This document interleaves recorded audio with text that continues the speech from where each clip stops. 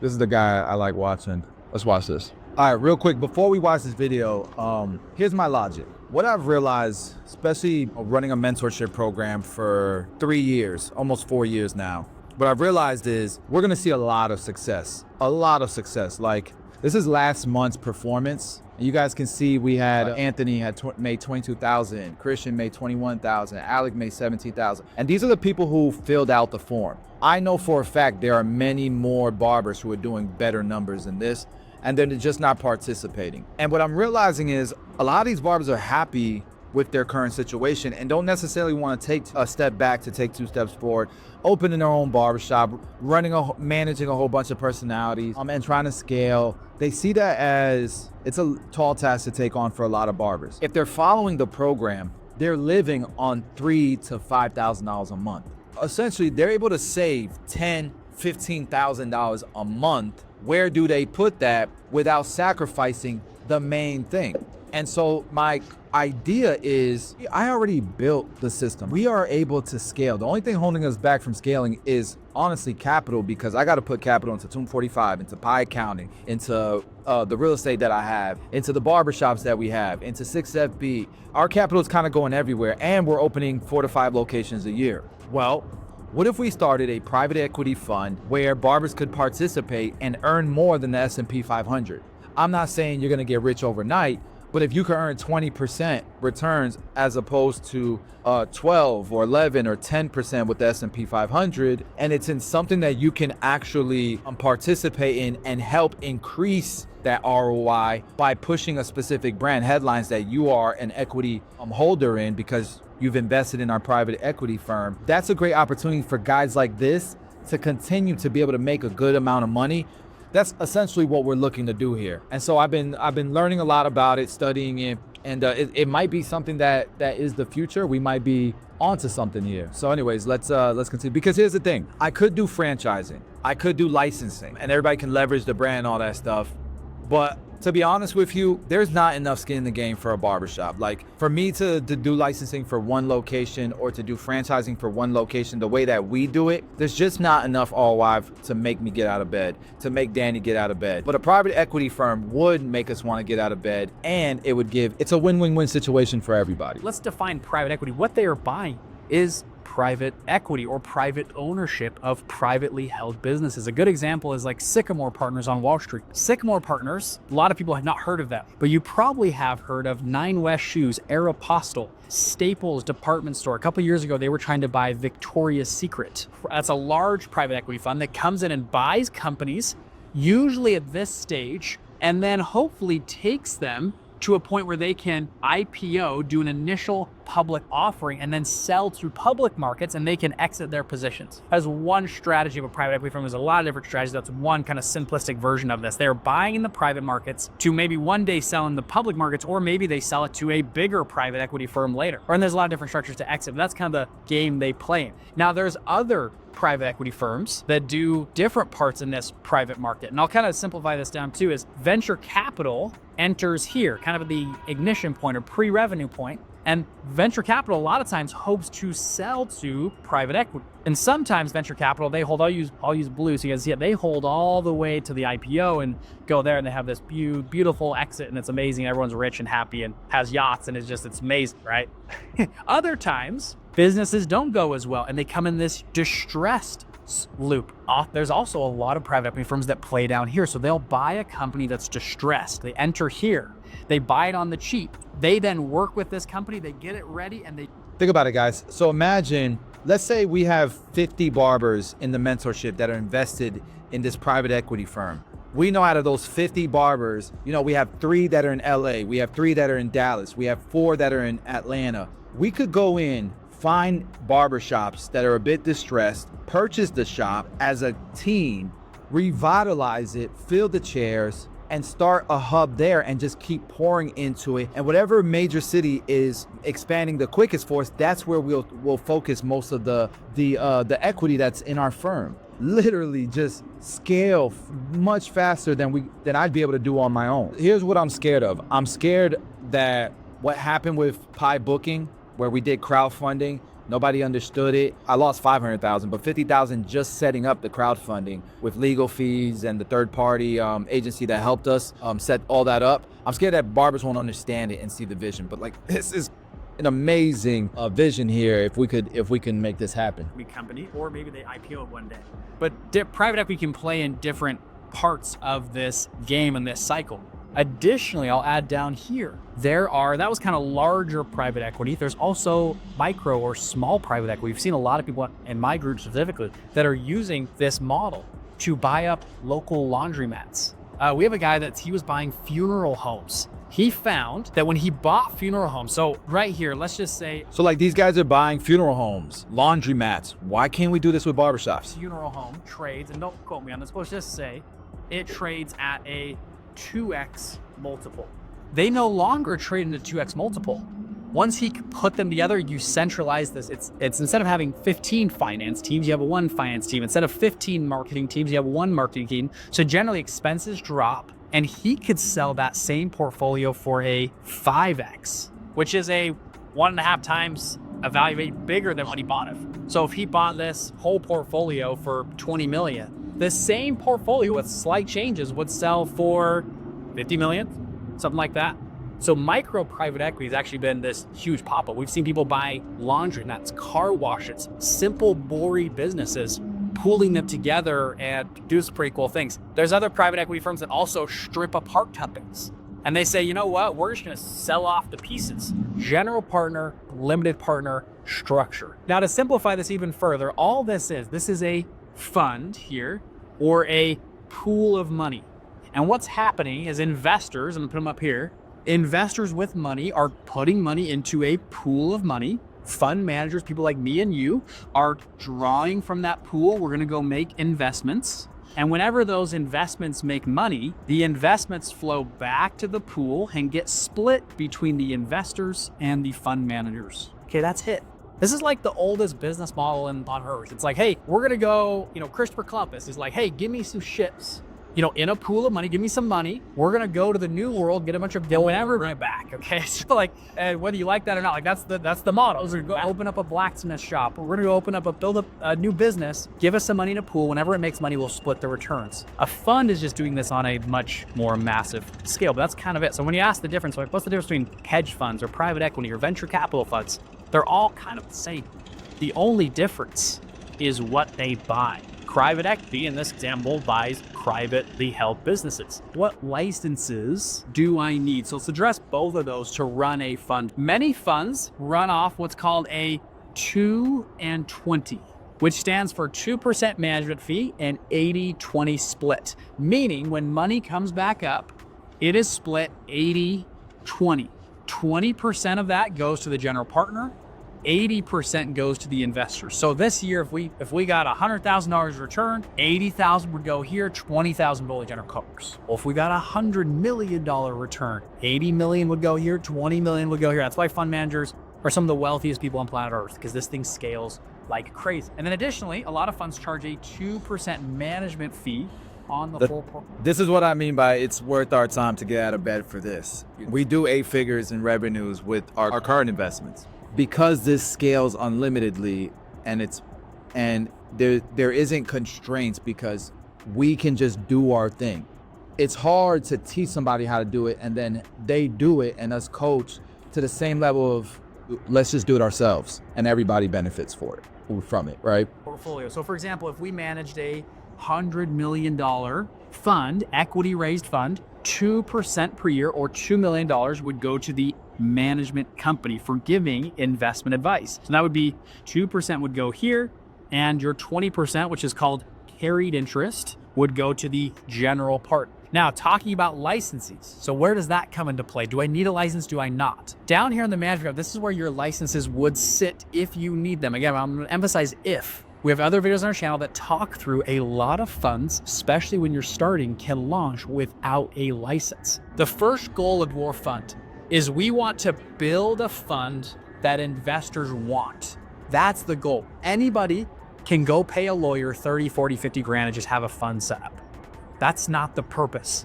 The purpose is to build a fund that investors are dying to have. They're just going to pour money in. A lot of people at Bridger, I can't raise money. Well, it's probably because you didn't build a fund investors want it.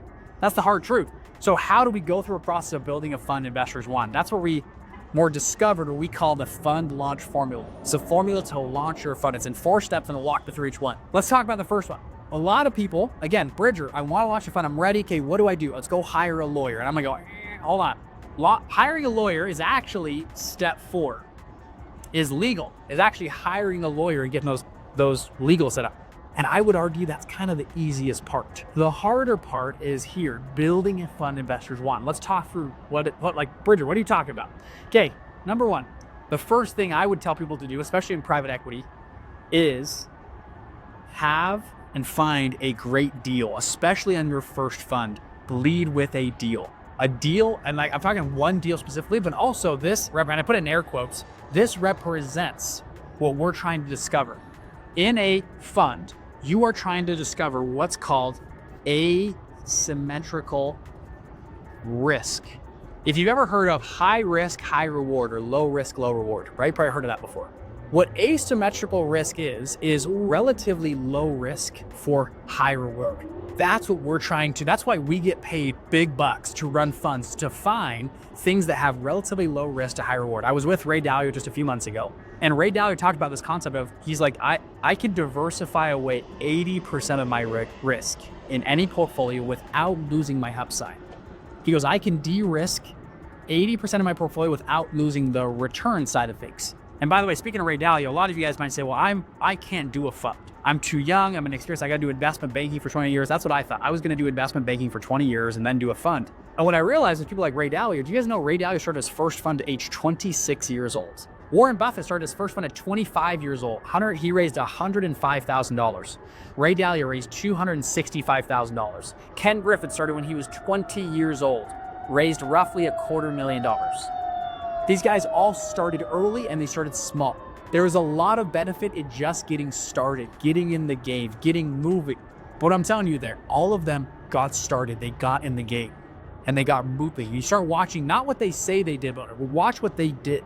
Watch the actual moves they made. You'd be surprised how many people got in this game way earlier than they thought about. Step 2 is we are going to frame the fund out. We're actually going to frame what the fund will look like. Okay, there's 2 main types of funds that are ran in the fund universe or space. And I want to walk you through both of them. So an open-ended fund versus closed-ended fund. What are the differences? I'm going to draw little data points here. This is a timeline. So let's say here's our timeline, and let's just put, ta-da, we're going to go here. And let's just call this 10 years and 5 years. Okay.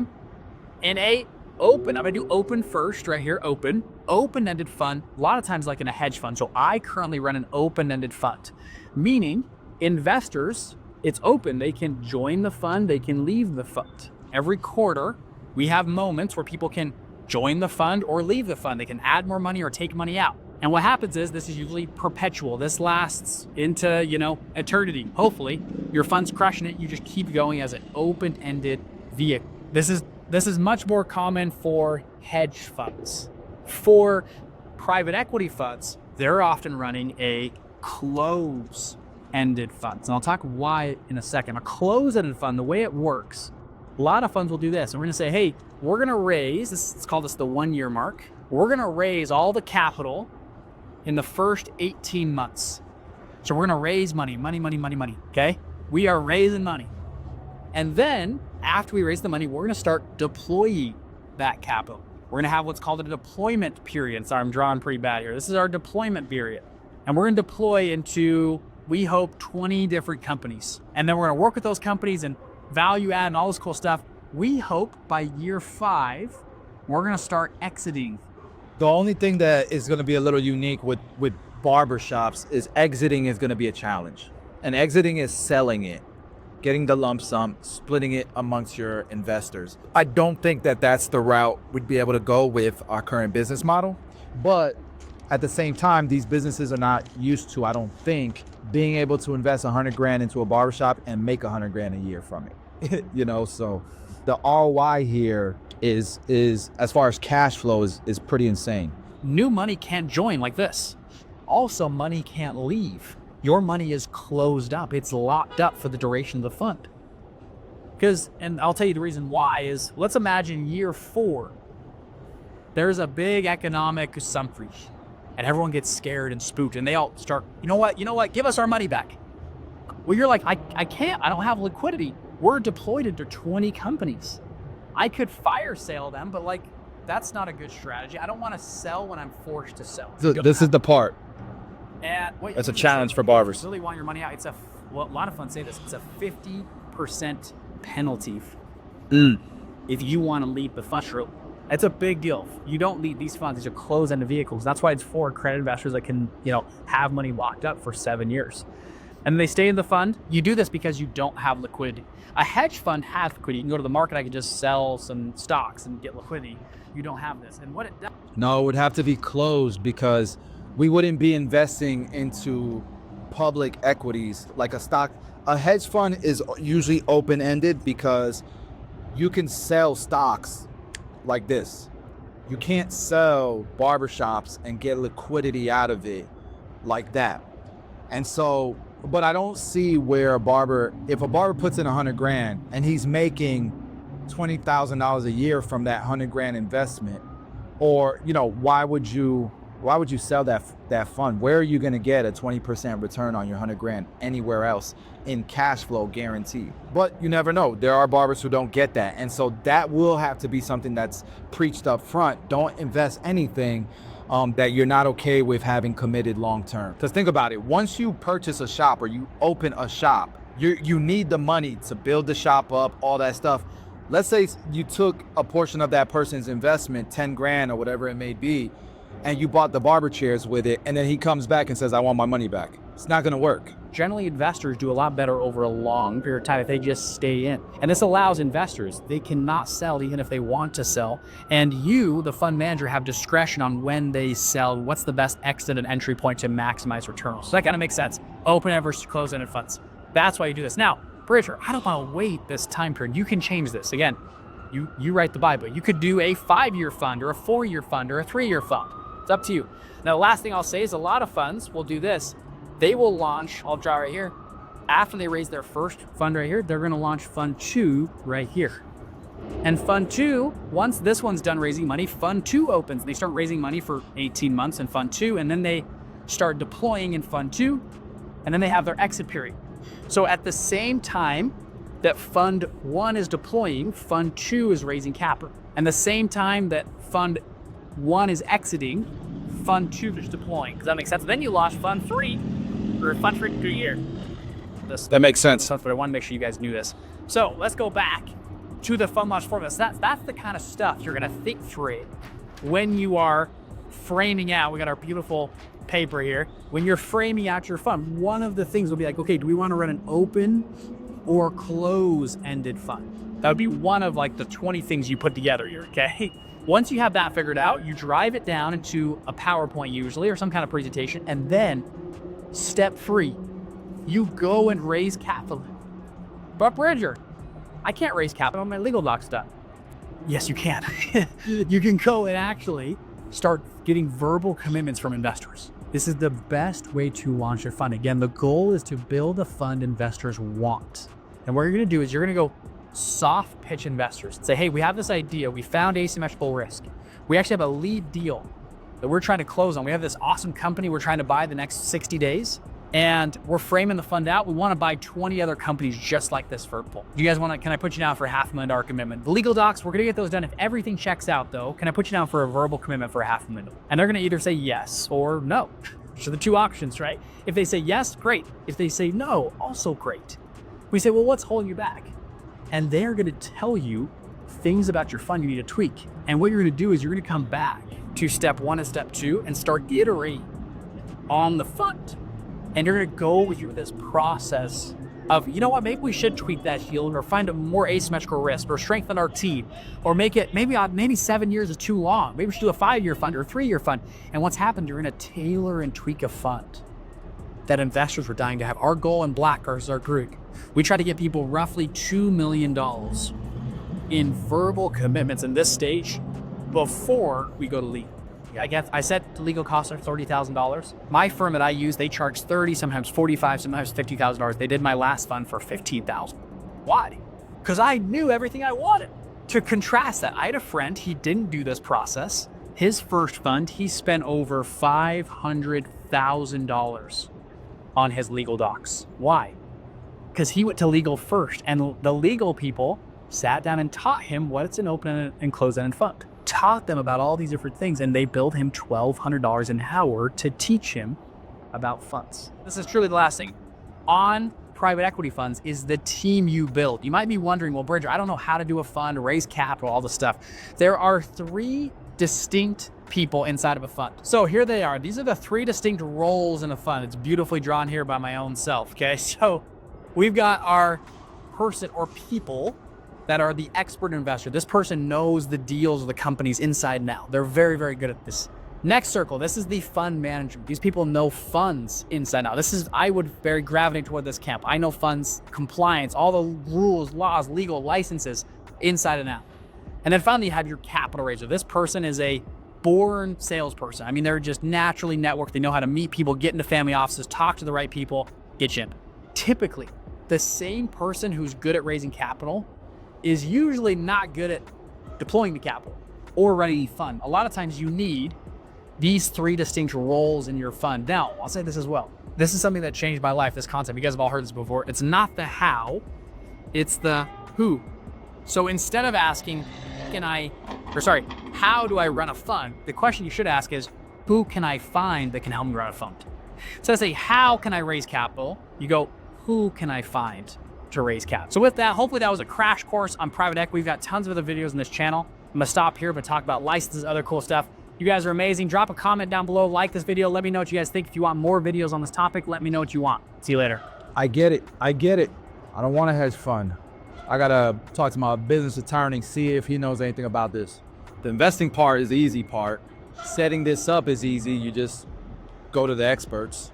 It's convincing barbers this is a dope idea and convincing them that they should invest in this. But we have the mentorship, so I feel like we're better prepared now than we were when we were doing pie booking.